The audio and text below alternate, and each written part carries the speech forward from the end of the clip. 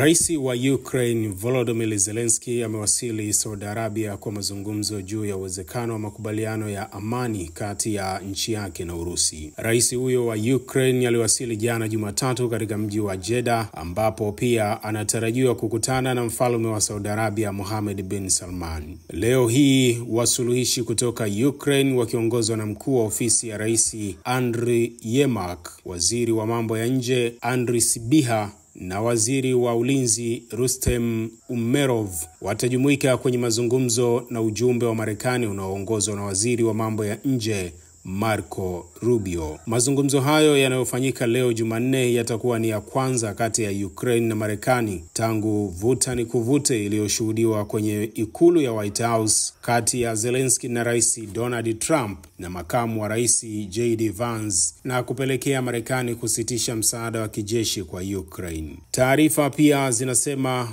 mjumbe maalum wa Rais Donald Trump Steve Witkoff amepanga kutembelea Moscow na kukutana na Rais wa Urusi Vladimir Putin. Hii ni Ready Pro Media. Usisahau kusubscribe, kushare na kucomment kwa taarifa zaidi.